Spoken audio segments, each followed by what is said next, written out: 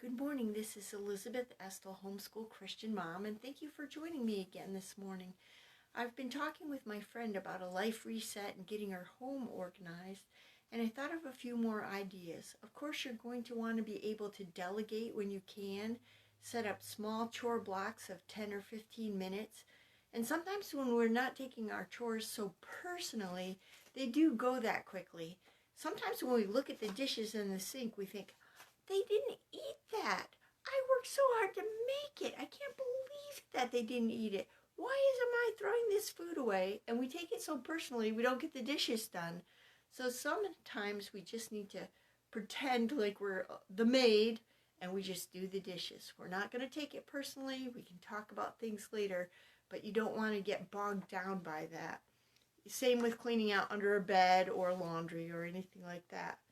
And we had some different counting games with chores that seemed to help. One time I remember that there were so many dishes that were clean, but they hadn't been put away. So I counted how many pieces there were, how many pieces of flatware, how many dishes, and all that. And I just divided it by 5. Then everybody got a certain number of things, and it was in the hundreds. It was ridiculous. But everybody knew they had 70 things or whatever to put away, and we set a timer just so to see how quickly we could get it done, just for fun, which sometimes that competition helps. And everyone knew they only had the 70 things to put away, and then they were done. It wasn't like there were 70 things and then 40 more things and then this and then that. So that works well sometimes also. Sometimes I had prizes. Now, they weren't super fantastic prizes, but they were something, or somebody got a little extra treat or something. They got to sit up front in the car. So you might want to think about that also.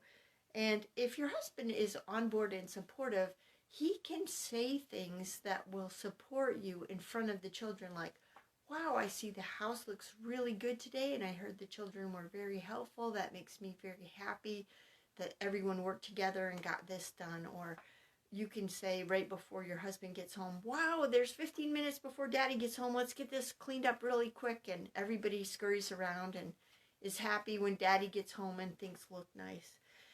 One thing my husband did that was very helpful is no one was allowed to leave the kitchen until the kitchen was cleaned up after dinner. Everyone stayed to help with dishes, clear the table, put the food away, sweep the floor. And so some people didn't maybe like to sweep the floor, right? And so they did a bad job thinking that they wouldn't get assigned that again. But I just said, looks like you need some more sweeping practice. I guess you'll be on sweeping again tomorrow. So everyone knew there was a certain expectation of how much they would get done and that it should be done well. And it was very supportive of me that my husband did that, because the children realized that we're all in this together. We're a family. Mom really isn't just the maid, so that, well, I know sometimes you're just the maid, but you're trying to get the whole family involved. Hey, we're all in this together. Let's work together. We're a family. So you do that with the work that you have with your family, and you also do that with the fun that you have with your family. Make sure you're getting some intentional fun time with your family, either game time, going out sledding, going for a walk.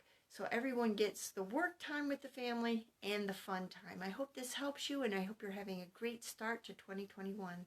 Thanks for joining me, and please share this with your friends. If you have someone that has homeschooling difficulties, Homeschool Christian Mom is the place to come and get some encouragement and answers.